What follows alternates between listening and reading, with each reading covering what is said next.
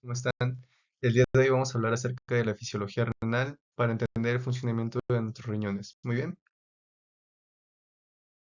vamos a ver que el riñón va a tener tres funciones muy importantes, como órgano excretor, como órgano regulador y como órgano endocrino. Bien, en cuanto a órgano excretor, vamos a ver que este va a ser capaz de eliminar todas las sustancias que el cuerpo ya no necesita, como por ejemplo los medicamentos. Los medicamentos o fármacos no pueden estar todo el tiempo en el cuerpo, necesitan ser eliminados por medio de la orina. Además, el riñón va a poder eliminar sustancias propias, como por ejemplo hormonas. Una de ellas es la insulina. Veremos más adelante en la parte de endocrino que el riñón puede eliminar esta parte del péptido C, que es una parte de la insulina, para medir la cantidad de insulina producida en el páncreas. Bien.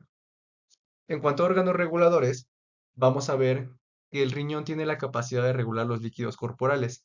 Aquí vemos la imagen de la derecha, superior derecha, perdón. Y vemos una persona prototipo que de 70 kilogramos, el 60% es de agua. Bien, entonces el riñón puede modificar esta cantidad de agua eliminando solutos, guardando solutos, eliminando agua o guardando agua.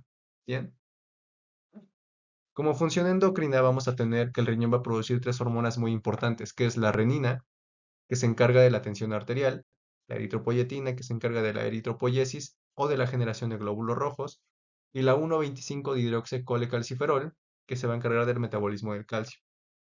Bien, ahora, como parte de esta clase vamos a ver un poco acerca de la anatomía, o sea, a grosso modo no nos interesa mucho saber la relación del riñón, pero sí nos interesa saber un punto importante, como por ejemplo en esa imagen de la izquierda vamos a ver una imagen anterior donde podemos ver los riñones y sabemos que son órganos retroperitoneales, que tenemos dos riñones, que el riñón izquierdo está más alto que el riñón derecho y muchas otras cosas, ¿no? Que no nos competen en esta clase de fisiología. Vamos a ver que en esta imagen del lado derecho, la relación que tiene el riñón con ciertos músculos y con las costillas, ¿no? Eso es muy importante debido a que existe un signo que se llama signo de Giordano, que puede ser positivo o puede ser negativo. Cuando el signo de Giordano es positivo, nos puede indicar que hay una infección o una inflamación del riñón debido a un proceso llamado pielonefritis. Bien, ahora sí, vemos del lado izquierdo cómo tenemos una imagen del riñón como tal. Vemos que tiene un polo superior, un polo inferior, tiene un borde lateral, un borde medial, donde se encuentra el ilio. Recuerden que el ilio va a ser esa parte de cada órgano donde se encuentra entrando los vasos que lo irrigan y los vasos que drenan. Y también en esta parte vemos que existe la pelvis renal, que es la desembocadura de nuestro riñón de toda la orina filtrada, o bueno, de toda la sangre que se filtra para llevarlo hacia el uréter y después del uréter a la vejiga y de la vejiga hacia la uretra y de la uretra al conducto o meato urinario y por último, pues ya sabemos, ¿no?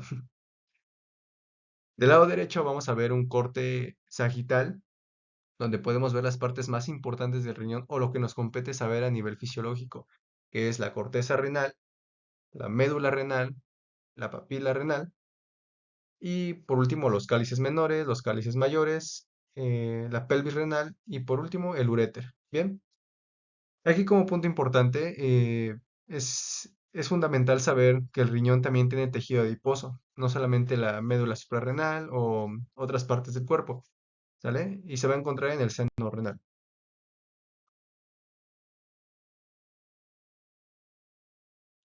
Bien, ahora, como punto importante, debemos saber que la nefrona va a ser la unidad funcional de nuestro riñón. Esta nefrona se va a conformar por el glomérulo, que va a ser un conglomerado de capilares, y como tal la nefrona, que va a ser un conjunto de células epiteliales que van a formar un túbulo continuo. De estas dos nefronas vamos a tener dos tipos, que es la nefrona yuxtamedular y la nefrona cortical. Vamos a ir con la nefrona yuxtamedular para ver todas sus partes, no porque las corticales no sean importantes, siguen siendo importantes, sin embargo, las yuxtamedulares, al tener un asa de Henle, esta parte es el asa de Henle, al tener un asa de Henle más larga, me va a ayudar a una función que se llama concentración y dilución de la orina. Bien, entonces empezamos.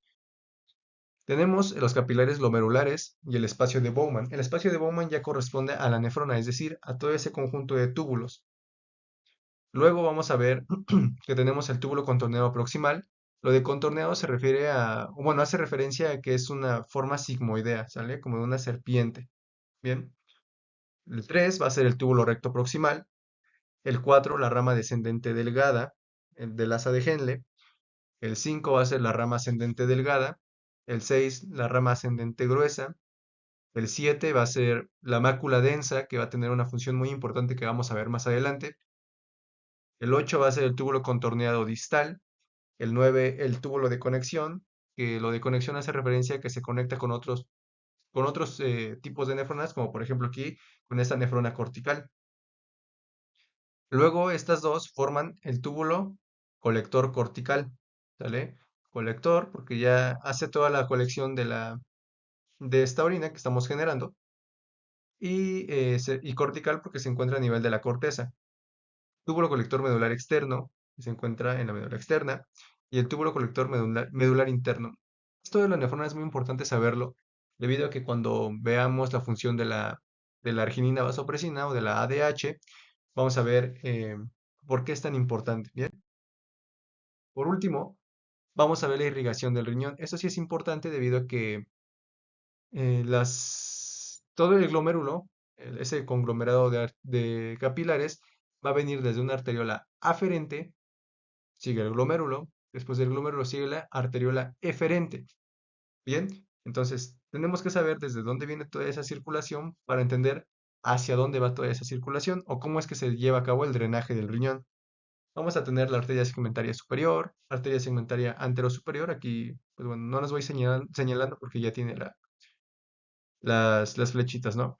Tenemos una rama capsular, una rama perirrenal, la arteria suprarrenal inferior, la rama anterior de la arteria renal como tal, la arteria segmentaria superior, digo posterior, perdón, sí, por atrás, rama uretérica de la arteria renal, la rama pélvica de la arteria renal, la arteria segmentaria anterior y la arteria segmentaria inferior.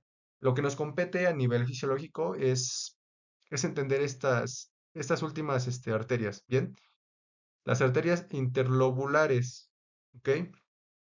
Las arterias arqueadas o arcuatas, las arterias interlobulillares, que son las que me van a dar la formación de las arteriolas aferentes, ¿ok? Recordemos otra vez, es arteriola aferente, conglomerado de capilares, que es el glomérulo, y después la arteriola eferente, que esta arteriola eferente después me va a dar la formación de los vasos rectos o de los capilares peritubulares, cualquiera de los dos, y después de eso se va a ir hacia venas más pequeñas y después hacia la vena renal y de la vena renal hacia la circulación.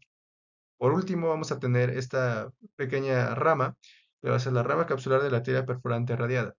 En la siguiente clase vamos a hablar acerca de los líquidos corporales y cómo se distribuye el líquido en todo el cuerpo.